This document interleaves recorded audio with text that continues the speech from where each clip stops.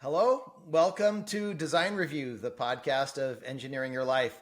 I'm Robert Haines, and my guest today is Ian Mai. May? Oh my goodness, I should have asked you how to pronounce your name. We go by May, yeah. May. Okay, great. Okay, so this isn't perfect, and this is how it goes. And I'm really excited to have you on the podcast because I met you on LinkedIn as I was exploring the world of coaching and getting connected to people there. And one, you were there as a presence. Also, former engineer, so a lot of resonance there. Engineer turned coach, and the topics that you were sharing about, the really vulnerable topics that you're sharing about, were really resonant to me personally, and a lot like my own journey. So one, I've enjoyed following what you're writing. And then I've gotten to meet you. And then, we also happen to, not super surprisingly, ended up in becoming the Bridge community together. And I've gotten to know you more. And the more that I get to know you, the more I'm like, this is great. And so it's been quite a while that I've been hoping to have you on this podcast. So I'm really excited to have you here. Welcome, Ian. Thank you so much, Robert. I'm super grateful for you opening up the space for me and also very excited for the conversation. Super. Welcome. I have the intro that you gave me, but I'm going to ask you if you want to add to it. But so I love that you've distilled this down. You've done refinement. I'm working on this myself. So Ian is an ADHD-informed coach, helping the highly successful but quietly suffering ADHD professional find success without burnout. That's just lovely. Can you give us a little bit more of like your story that got to there as an intro, and then we'll kind of get into the project we'll be talking about? Yeah, absolutely. So I think for every coach, there's always this aspect of your first client as a coach is actually yourself. So what you just heard was essentially my own background of all of the things that I did to be highly performative, getting all of the degrees and accolades and trophies and performance reviews and successes, all external. I was a President's Club winner in my sales roles. I was also competing in bodybuilding shows all at the same time. I was doing everything to, on the external, look and appear like I had it all together. When in reality, I was not managing my ADHD. Even though I was a competitive bodybuilder, I was struggling with binge eating. I struggled with internet addiction in the form of pornography and cybersex and taboo stuff like that. Impulsive spending, crazy amounts of credit card debt, everything that you can imagine around impulsivity, that all came down to centrally being unmanaged ADHD. And so the initial part of this journey for me is one, recognizing, looking in the mirror and seeing myself, but then also feeling that pull of once you figure this out for yourself and start to create some momentum, it is going to serve other people. This is not just for you. You and I very much so feel this heart pull of this can't just be for you, because if that is what it is, then it's the selfish endeavor doesn't actually sustain us all that much. It actually isn't something that we feel encouraged or motivated by, because oftentimes in our addictions, and we kept them so private that like, oh, this is only hurting me and I can fall on this sword. And so now the upside of this is only serving me also isn't helping, doesn't encourage us, doesn't motivate us, doesn't set our soul on fire to the work. So that's that journey by itself of the impulsivity and addiction was in the last 5 years. But for me, what I recognize is that all of my history of training and exercise and some of those components helped me understand that this is a skill. Managing my ADHD is a skill like any other. And actually, skill acquisition is something I'm pretty adept at. Something that I actually love, skill acquisition. I'm a hobbyist. I love that process of those first ugly 3 months when you're just terrible at something. I love that part of the process, and the fact that I can treat managing ADHD in a similar fashion of there's a system for this, there's an approach to this. I can structure and develop some habits. Like the autism part of my brain is what's showing up right now, the mathematical, critical thinking, process alignment. But then the energy and the excitement, the ADHD part, big vision, big excitement, big energy, marrying those two things together is what's allowed me to then take that to my clients and help them See what turns their brain on to the most beautiful, abundant work that they're trying to create. Turn their brains on to being more present with their family, letting work go, turning their hyper focus on to the right things at the right time. Yeah. Is 100% the work that I do for myself to be able to be more present with my family, while also being more vigilant and capable and successful, really quantifiably successful in the business and the business world, without necessarily feeling like I'm masking, like it's more of a facade, that it's pretend or not actually aligned with me viscerally, emotionally, in all the ways. That's what helps it become sustainable. That's what helps it come from this abundant place. That's what I'm trying to share. It's that ability to remove the burnout as a result. Oh, I love the story. I love the introspection and the honesty. Also, there's so much of it that overlaps with mine. That I mean, this is part of why, like, you're like my brother, man. And so yeah, I didn't know I had ADHD. Well, my therapist tried to tell me.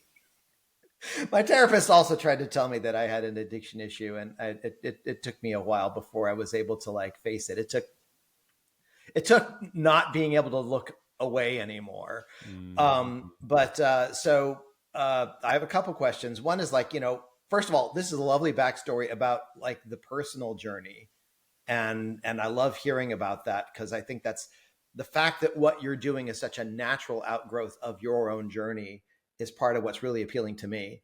It's not like you're out to do this because you can make a mint doing it.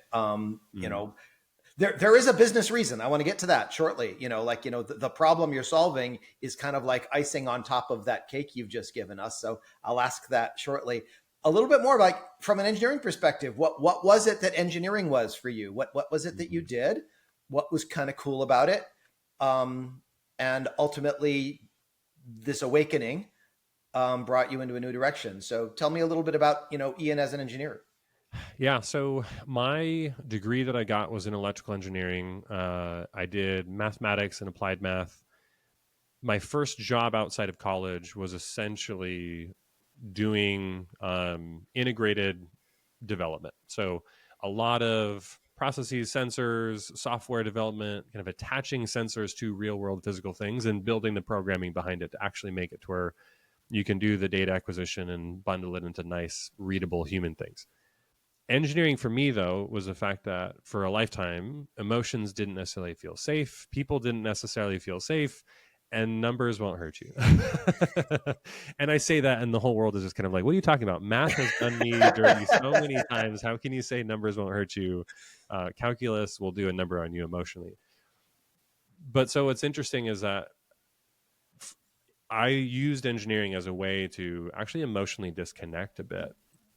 And that almost became, engineering was competitive. There was a way of engineering, especially in education, engineering is very competitive. It is all about you're graded on a curve, which means you're graded against your peers. There's always some element of dominance hierarchy, if you want to call it that. Yeah. And my brain always turned on to those competitive environments and competitive spaces. So then very short after being in engineering for a little bit, it wasn't competitive enough in real world. So then I moved over to the sales side.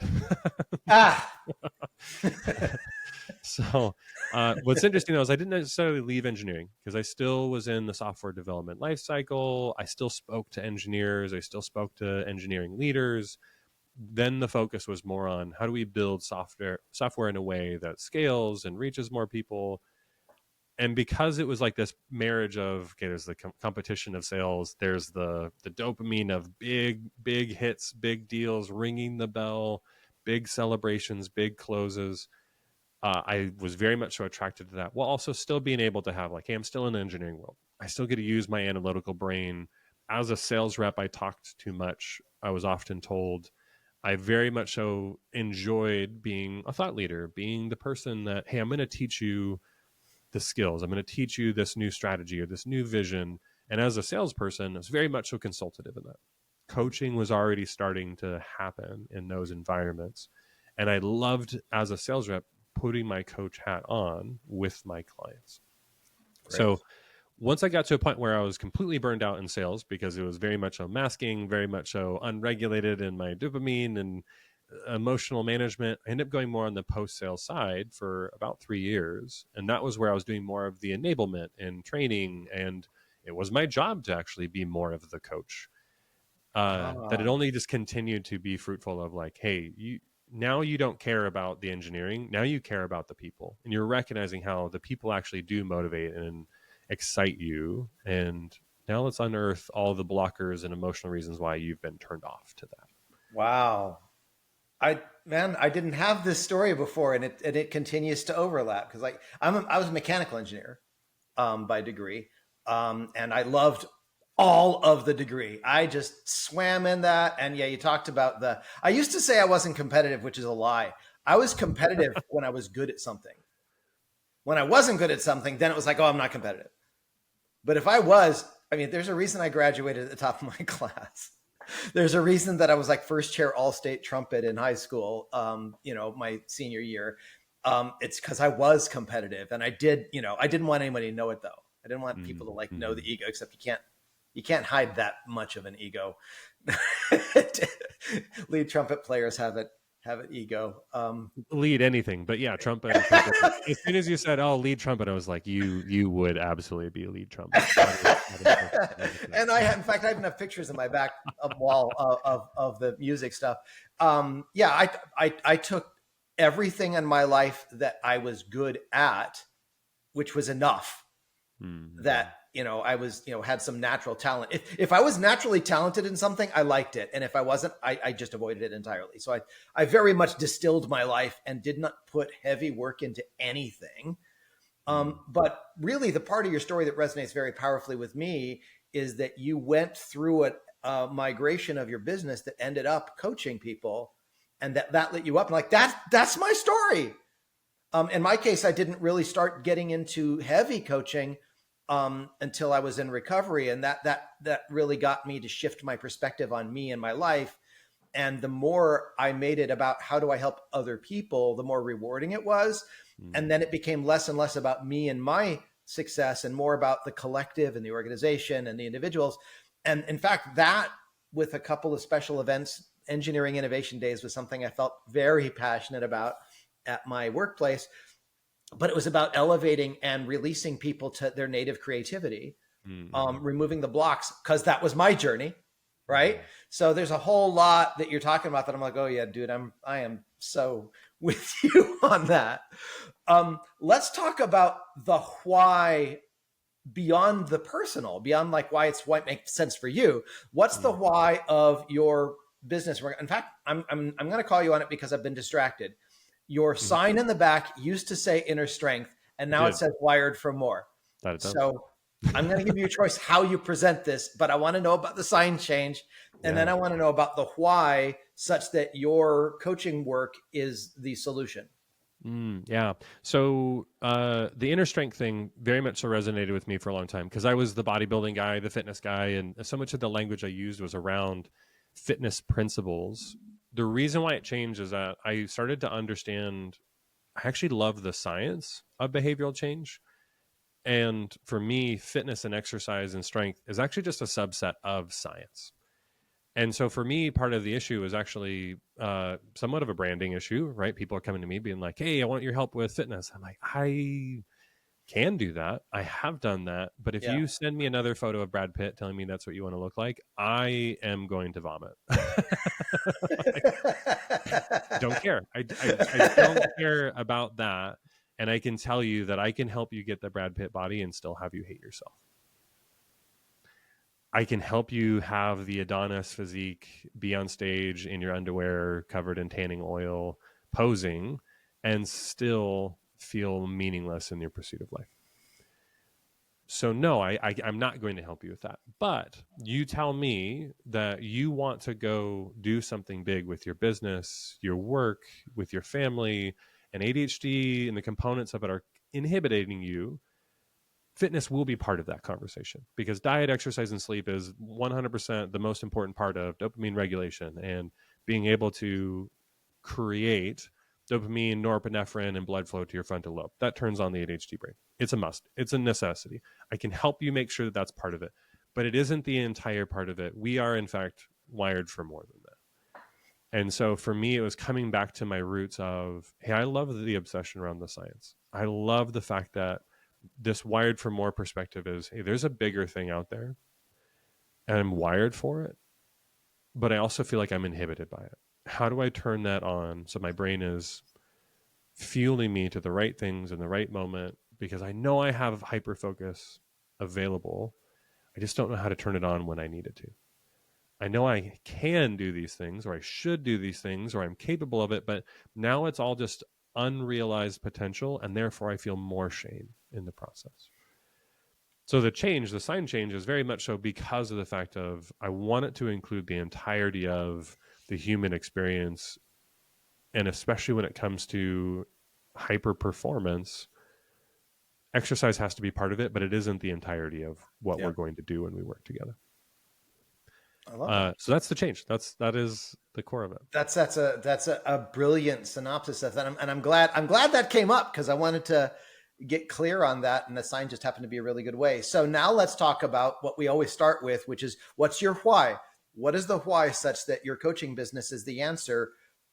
So you've touched on it. So I'm going to give you a chance to kind of like distill it to say what's the problem statement for this design review. Yeah. So the big problem statement with the ADHD brain is being told that you have an ADHD advantage, but not at all sure how to unlock it. Being told that you have potential your entire life, but always feeling like it's on the other side of your brain being blocked, turned off, and shut off to the task of knowing what you should do, but not actually doing and acting and operating it. Dude, that just hits like an arrow. We've had conversations online about this. So, you have so much potential. You're so bright. All you need to do is apply yourself. And I just want to scream. Because when I was younger, they were right. And I had no idea how, I have a really powerful processor running here, but it runs a lot of viruses. And I struggled and I succeeded at great cost. That's my kind of like early life story, is like I succeeded and I damn near destroyed myself doing it. And so what you're doing is such a freaking gift, man. And that you've had to live it is particularly, if you were somebody where this came naturally, I don't think you'd be of any use to anyone. So the fact that you have struggled with it, in fact, even more so that you still have to engage in this, I think that's brilliant. And so I love that as a why. And are you finding that this why resonates with people? Rhetorical question. You're here, aren't you? No. I think what's beautiful about all of it is that when you unblock your ADHD brain, you recognize that, yes, you are a natural leader, but also, yes, and here's what leadership looks like, and it's going first. And so if I'm the first person to say, hey, I've been quietly suffering with these addictive patterns, despite my success, despite the trophies, despite all of the things, and someone else goes, oh, dang, yep, okay, all right, that's, is he here in the room right now? Is he looking at the squirrels in my brain that are fighting over the nut? Like that it feels like he's speaking directly to me. The bigger issue of all of it is everyone wants acceptance, belonging, and everybody wants really deep, meaningful purpose. We all want that. And in fact, we want it. We want to have all of the things we want. 3 side businesses that all work and operate themselves. And this abundance. There's things that we want, but even just knowing, how do I get my brain to turn on to those things in real time? People continue to hear that like, oh, that's a skill. That's a practice that actually can be developed. It's not just innate to me. Oh, I just don't have that. I'm just not wired that way. Yes. And So yes, and maybe today you're not wired that way, but that doesn't mean that you're not incapable of making those changes. Most people with ADHD say, "Oh, I can't meditate." Well, maybe the way that you're meditating now isn't wired for your brain, isn't the way that your brain works. Yeah. Maybe not. But here are the ways that meditation actually is now my superpower. That ADHD can make it to where you're phenomenal at meditation when you know how to do it. Hey, you just need to focus. Yeah, seriously. Perfect. Tell me how. I don't know. You just need to sit and you need to avoid distractions. Okay, I can sit and stare at this screen and still have my brain completely turned off to the task that I'm supposed to do. Absolutely. How do I get through that? Just do it. Nike it up. Just do it. Like, yeah. No. So the process of even learning the skill of focus, what does focus actually consist of? It is first for us with our ADHD brain is unhooking from the intrusive thoughts. It is a skill. How do I develop the skill of unhooking from the intrusive thoughts? There's a practice. There's a habit that I can build. There's a different way of noticing the intrusive thought. There's a skill of now that I'm noticing, how do I ground myself to diminish the intensity of the visceral response to the intrusive thought? How do I then redirect my thoughts to something else after I've noticed, unhooked, and redirected? Those are skills. Those are skills that I can build. Yeah. And the biggest difficulty, Robert, and you mentioned this, of how do I develop the skill, even if it's ugly and stumbly and difficult and problematic in the early stages? How can I build momentum now to continue to and that's part of why I think coaches are so critical. I mean, like I don't know how I survived my life without, coaches before, but I mean, that was part of my problem, right? I was being very self-reliant. I have half a dozen coaches now. I probably spend like 30,000 a year on coaching at this point. And I'm retired, yeah. So it's like, but I have a life I'm living that is wonderful. So I think it's really, really important, especially when you're endeavoring to do something you don't have natural skill in. So like calling back to my previous conversation, where if I wasn't good at it, I wouldn't do it. Mm-hmm. I would never have endeavored to try to deal with this stuff because it takes some work and feedback and trial and error and analysis and let's try it again. And, have you tried this? And maybe it takes some time. Well, it's only been recently that I've had the patience to do that. And part of that's because I haven't had the guidance. I got guidance, but the guidance was in the form of any decision is better than no decision. Well, yeah, no crap. I get it. But I would lock up in analysis paralysis because I was fearful of doing something wrong. Mm-hmm. I have some like trauma that combines with ADHD to make a really interesting soup. And I know I'm not alone. I mean, it's no one's escapes life without something shaping them. So I really hear that that's what you're doing. And that makes a lot of sense. So I'd like to explore, kind of still following the format a little bit loosely. I have ADHD, so I can get sidetracked. The journey that got you to this place, we already talked about a name change.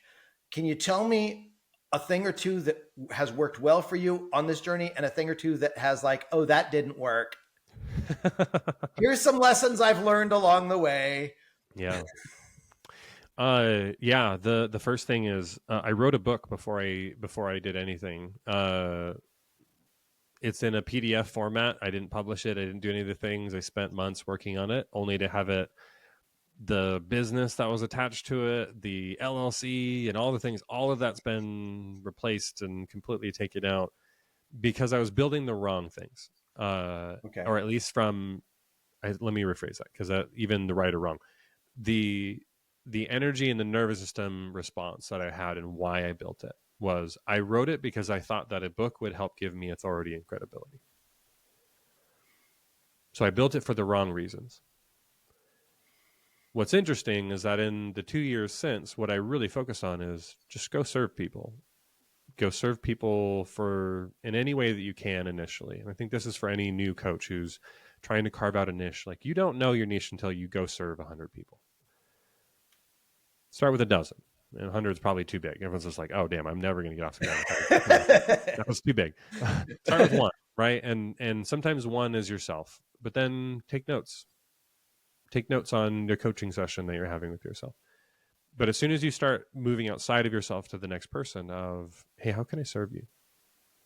Hey, actually, I'd love to help you with on that. I actually have no experience with the thing that you're talking about, but I'd love to spend one day a week for me helping you research this thing and coming back together at the table for us to work through this together. Are you open to that? And over time, you start to notice like, hey, what am I turned on to? What excites me? What problems do I want to go obsess about? And the funny thing is that you will find yourself continuing to fall back into certain things that you love obsessing about. And that is the part I think that makes it really easy. Like, hey, this is just my own ADHD brain, and I love obsessing about it. Yeah. And I love putting it under the microscope and analyzing it and playing with it and poking it and prodding it and dissecting it and cutting it in half and splitting it and multiplying. I love obsessing about this. And so that heat map of in coaching and serving people, what thing do I want to obsess about to where if this is how I spent the entirety of the rest of my life, this is a worthwhile meeting. I am excited to obsess about this thing. If you're obsessing about something from a place of scarcity, fear, worry, people pleasing, anxiety, then you're obsessing about a whole bunch of things that are outside of your control. You're obsessing about a whole bunch of things that aren't necessarily pulling you in this direction that's lighting your soul on fire. And for the ADHD brain, that's what causes burnout, is that I'm doing this task because I'm afraid of letting somebody down. I'm doing this task because I said yes to it because I wanted to make that person happy. I'm doing this task because I'm so worried about not being a good parent. And if I don't do this, it's not going to lead to whatever the spiral versus here's the upside. Here's the beautiful thing that I'm working towards. If you're constantly moving in a way that you're fearing hell, you're actually going to end up doing the things that lead you to it. And that's burnout. And that's being overwhelmed. And that's being dissatisfied with the work that you do because it isn't focused on this beautiful upside, the excitement, the energy, the thing that's pulling you forward rather than pushing and shoving from behind. I really appreciate that from, lots of different perspectives. It's very resonant. One, like you get what you focus on. There's one of the spiritual leaders that I'm acquainted with is Reverend Dr. Michael Bernard Beckwith, who has an expression, fear pushes until vision pulls. That it can get started, but it can't sustain you. And ultimately that, going into the light, which may very well take us into a discussion of spirituality and faith, which I can't imagine us having a conversation where that doesn't come up. But it's also really resonant of like my own journey here. Cause like I started coaching people, with the initiatives, and I had a staff, and I wasn't a typical manager. I became really, really engaged with what was going on for my people, what was blocking them, and how to release that so that they could be free to have an easier time navigating the company, the projects, external people and external organization. I ended up coaching people outside of my company, inside of projects because, and that worked. And I kind of found my way. It's interesting how much we overlap, but also where we're distinct. My pursuit that I obsess about is the engineering analysis of my systems.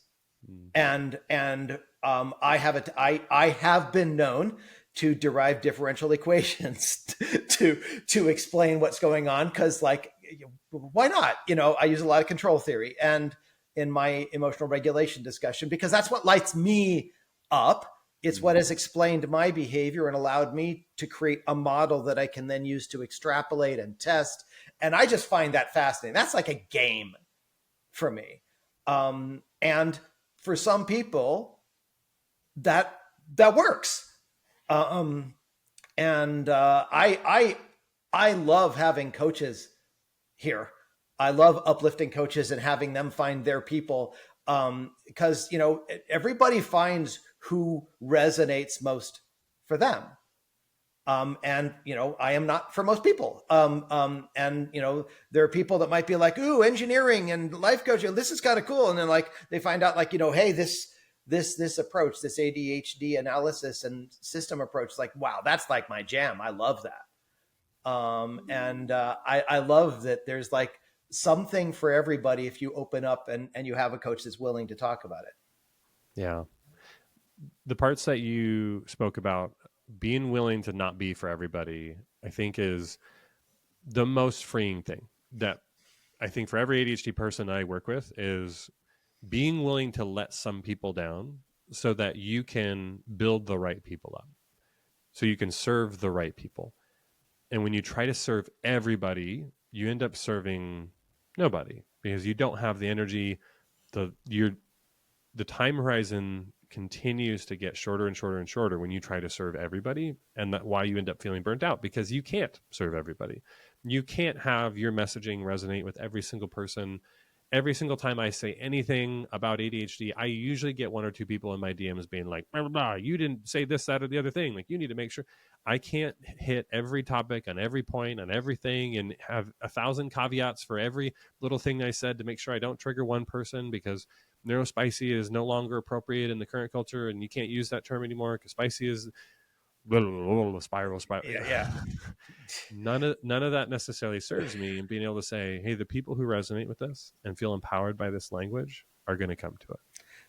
Yeah. And we've actually both recently posted on this topic from different angles. I wrote a post about like, am I too much? And you've been writing about, the right people and the wrong people, which the words right and wrong being polarized, but the point that you're making is really, really important, and something that's been resonating with me as I am a reforming people pleaser, where it scares me to have somebody resonate in a difficult way with what I'm doing. I have fear baked in from disapproval loops from my past.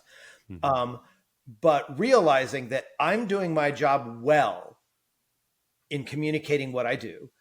If some people are pulled in and if some people are like, no, that's not my jam, I don't like it, that's a sign that I'm doing it well, that you attract the right people and release the wrong ones. But why don't you say it from your perspective? Because this is just like my take on what you've written. When I say the wrong people, right? Because the whole right and wrong, good, bad, like those very much so not useful language to use. But let's say the people who attract and energize you versus the people who detract and destabilize you. Yeah. There are people who are going to want to take as much energy as you're willing to give. They're willing to absolutely fill every gap of your available mental space and plant their flag there. And there's other people who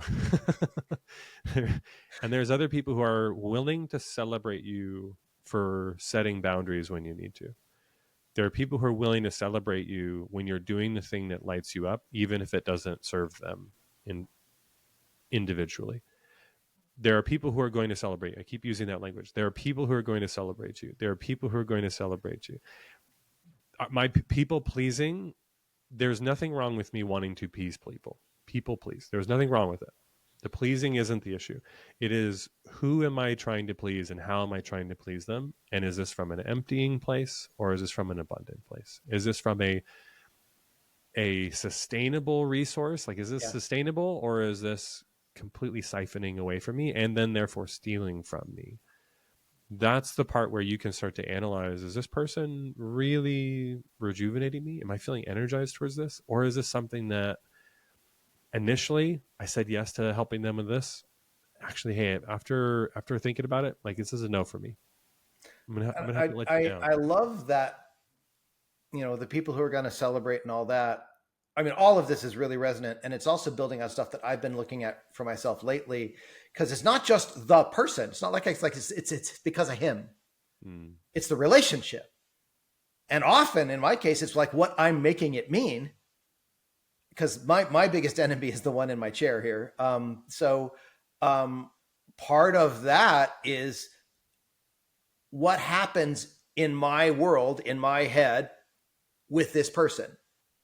And when it leads towards healthy boundaries, when it leads towards celebration of what lights me up, whether or not it resonates with them, that's something I want more of. And I got lots of that around.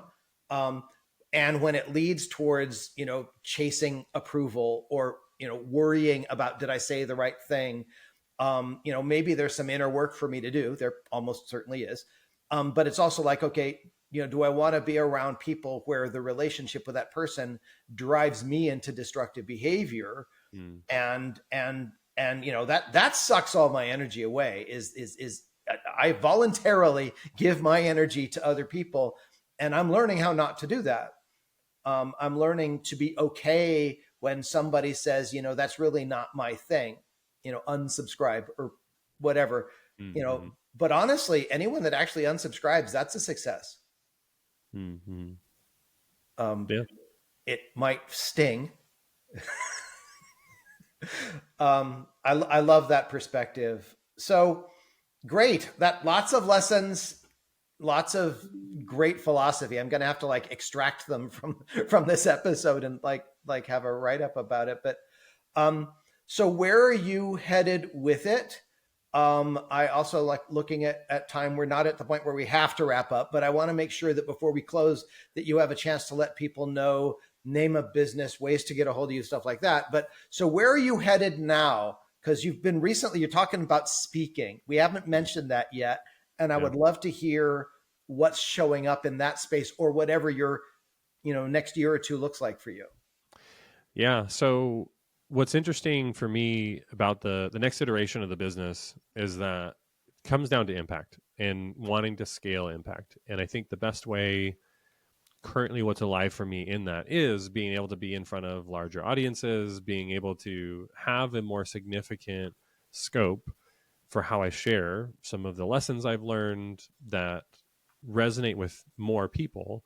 I don't want to say everybody, but resonates with more people. Yeah. But also from the perspective of what everybody can learn from the ADHD brain. And that's the part where most people are like, well, everybody's a little ADHD. Okay, that's can be offensive while also everybody can learn from what works for the ADHD brain. And that is the nuance of and that which I'm trying to speak from is that okay, you don't have to have the ADHD brain to be able to take lessons from them to help you with your focus, to help you with your advantage, to help you with your ability to hyper perform without burnout. You can learn from the ADHD experience to inform you to what works. That I believe for 2026 is going to include some amount of stage presence, speaking. Right now, the current keynote or the current message that I'm working on is Wired for More, ADHD lessons in hyper performance. And being able to utilize the fact of, hey, how do we unblock? How do we get our brain to turn on to the right things in the right time? And how do we essentially manage our focus? And so one of the things I'm doing in that messaging is I'm solving a Rubik's Cube while squatting a good amount of weight while I'm doing it. It's about as ADHD thing as you can do. Like, you're not focus on one thing at one time. So I'm, solving this cube while also bearing the weight of pressure and performance and tasks and expectations and still having to feel like I have to solve this puzzle of my life at the same time. We all can learn lessons from that. That's why I believe 2026 is for me. And I believe very much so that there's a lot of people who will benefit from learning a little bit about what the ADHD experience might help them with their life. It's not designed to help you diagnose yourself or maybe I'm a little ADHD. It's, hey, what can I take from this that's going to serve me powerfully so that I can show up for the right people and have the right focus for the right things in the right time and be more present with my family, be more alive in my work, being able to really turn myself on to all of the things and not just float. That's lovely. And I'm really looking forward to getting a chance to either see some of your speaking live or recorded. I trust you will make it available to your fan base when the time comes. But I love that you're doing that. And yeah, it's like, it's not people pleasing to want to be able to reach more of the people that need your message. I'll just tack that last part on. Love it. Because I'm trying to do the same thing as I just have a website out now. I mean, no one knows about it yet. I'm working on that. But part of my point is there's certain people that really would like to hear my version, my story, my solution. And I would love to have the people that would resonate with that to be able to find me. I also happen to rejoice about people finding anybody. So I created a lead magnet that's about finding a spiritually aligned life coach, and I am so not attached to it being me. And I love that I can do that. Yeah. So that's part of what I'm looking for also. So I don't want to escape this without quoting something I wrote about you, which doesn't seem necessary to say, but it still sticks out. I described you as being powerful yet gentle. And I will say that, especially for somebody who grew up afraid of men, and can be intimidated by people that have a lot of strength and musculature on them, that me running across and getting to know you with the strength of the physical strength and the strength of character, that you don't come across as an overwhelming personality, like far from it. Anytime that I've had a chance to speak with you, anytime I've witnessed somebody speaking with you, there's this like calm, gentle presence. And I just want to acknowledge that if I wanted to use just short number of words to describe you, that's what I would use. Yeah, I received that. So as we're winding this down, how do people reach you? What are the terms and phrases? And we'll list them in the links, but so that I at least have them available. Yeah, best place to reach me right now is LinkedIn. Website is going to be getting taken down soon for reformatting and with the new messaging and all of that stuff. But LinkedIn, there's a workshop that I have coming up to create a buttery calendar that works for the ADHD brain to help you be able to context switch, get more done in less time, less overwhelm, things that helped me still be in a corporate job, still do nonprofit organizational work on the side while building a coaching business. And now in my coaching business, how do I increase my velocity working, operating, while also getting to coach, getting to do the things that I love as part of it. So that workshop's coming up end of September. I've got a link, some more information there on LinkedIn. And then I also have a free resource for doing some breath work to get you into 60 minutes of hyper productivity in very, very short order to make your nervous system ready to take messy action. Oh, messy. That'd be a whole other episode if we start talking about that. But I will say it's impacted me what you've written about that approach and the workshops that you've given. So, Ian, I could not possibly have expected this easy and this enjoyable a conversation with you, though I knew it was going to be a blast. Thank you for joining me. Thank you. And, I also look forward to checking in when you've got other things, other offerings, and there's more to publicize. But meanwhile, it's been a joy. And we'll get all of your contact stuff. Please send it to me so that I can include that in the write-up. But wonderful, wonderful, sir. Thank you so much. Thank you so much, brother. Appreciate you.